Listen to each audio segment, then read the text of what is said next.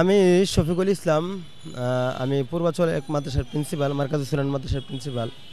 আমাকে গত 2022 সালের 13 জানুয়ারি রাত 8টা 35 মিনিটে মোহাম্মদপুর কৃষি মার্কেট এলাকা থেকে আমাকে ডিবি পরিচয়ে কিছু সাদা পোশাকধারী লোকেরা আমার কাছে এসে বলে, আমি রিক্সা থেকে নেমে বাসে উঠবো এমন সময় বলে যে আপনি কি পূর্বাচল মাদ্রাসার প্রিন্সিপাল শফিকুল ইসলাম? আমি বললাম জি।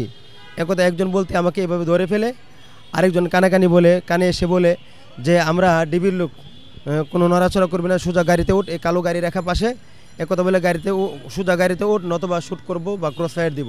একথা বলে গাড়িতে ঢুকিয়ে তারপর আমার ফোনকে তারা ফ্লাই মোড করে ফেলে। তারপর আমি বুঝে উঠতে পারি না কেন, কী সমস্যা। আমি তাদেরকে জিজ্ঞেস করলাম আমি কী অপরাধ করেছি, কী সমস্যা। পরে বলছে তেমন কোনো সমস্যা নাই, আমরা তোমার সাথে কিছুক্ষণ কথা বলবো, তারপর তোমাকে তোমার স্থানে রেখে দিয়ে আসবো। সেখান থেকে আমাকে তারা দীর্ঘ সময় গাড়ি চলে কোথায় জানিয়ে নিয়ে যায়, আমি জানি না, কিছুই জানি না। সেখান থেকে তারা এক পর্যায়ে গাড়িতে থাকা অবস্থায় আরেক জায়গায় ফোন করে বলে যে মামা নিয়ে আসতেছি, তোমরা প্রস্তুত থাকো। একথা বলেই এক জায়গায় নিয়ে গাড়ি দাঁড় করালো। সেখান থেকে কিছু লোক আমাকে সেখান থেকে নামায়া উপরে নিচে এভাবে বলতে বলতে একটা একটা করে সিঁড়ি করে এক বিল্ডিংয়ের দোতলায় নিয়ে রাখলো। সেখানে দোতলায় আমাকে উঠানোর পরে প্রথমে আমার কাপড়গুলো খুলে ফেলে, মানে আমার তো চোখ বাঁধাই, আমার হাতও বাঁধা, তো তারাই আবার আমাকে পাগলের পোশাক পরায়। পরায় পর এক পর্যায়ে আমাকে বলতেছে এই চোখ খোলার চেষ্টা করা যাবে না, যদি চোখ খুলোস তাহলে চোখ দুইটা খুলে ফেলবো। কোথায় নিয়ে রাখছে সেই জায়গাটা তখনকার সময় তো বুঝতে পারি নাই, কিন্তু ওখানে যে সিমটমগুলো, এই সিমটমগুলো বের হওয়ার পর আমি মিলানোর পর আমি বুঝতে পারছি সেটা হচ্ছে রেব ওয়ানে। ওখানে থেকে তো আমাদের ঘড়ির টাইম দেখার কোনো সুযোগ ছিল না, অন্ধকার ঘর ছিল, কোনো কথা বলার কোনো ব্যবস্থা ছিল না, কোনো সাউন্ড কোনো সিস্টেম ছিল না, কাউকে দেখারও কোনো সুযোগ ছিল না। দিন রাত এভাবে চলতেছিল। দেখেন দুঃখজনক ব্যাপার হলো, আমি তাদেরকে বারবার জিজ্ঞেস করছি কী সমস্যা, আমাকে আমার সমস্যার কথা বলে না।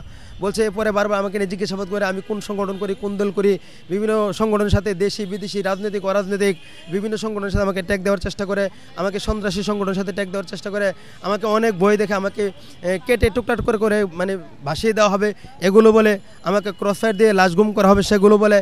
তো যেভাবে আমি বুঝতে পারি যে এটা রেব ওয়ান, এটা হলো ওখানে থেকে আমি কিছু সুন্দর সাউন্ডে আজান শুনতে পাইতাম, আজান এবং তেলাওয়াত শুনতে পাইতাম। তখনই আমার মাথায় কাজ করতো, এবং রেল মাঝে মধ্যে ট্রেন যাওয়ার আওয়াজ শুনতে পেতাম, বাস যাওয়ার আওয়াজ শুনতে পেতাম।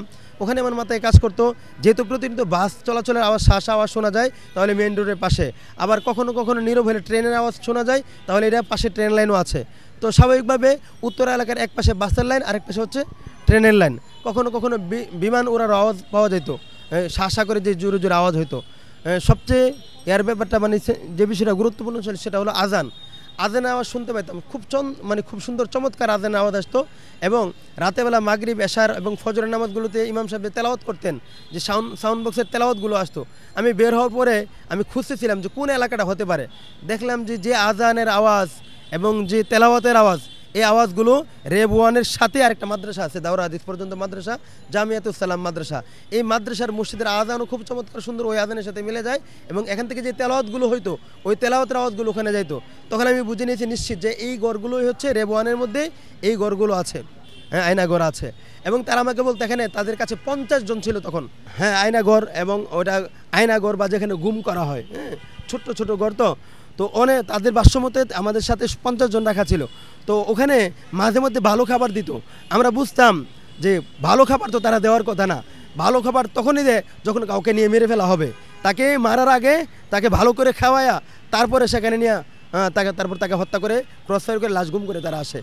আর যেই পরিবারের লাশগুলো গুম করা হয়, যাদেরকে হত্যা করা হয়, তারা পরিবার আজও পর্যন্ত তারা জানার সুযোগ নাই যে তার এই লোকের সাথে, তার পরিবারের সাথে, তাদের পরিবারের এই ব্যক্তির সাথে কী আচরণ হয়েছে। লাশও পাওয়া যায় না। তবে লাশ যে গুম করা হয় এটা আমি কীভাবে বুঝলাম, আমি কীভাবে জানলাম, এটা হলো আমি থাকি পূর্বাচলে।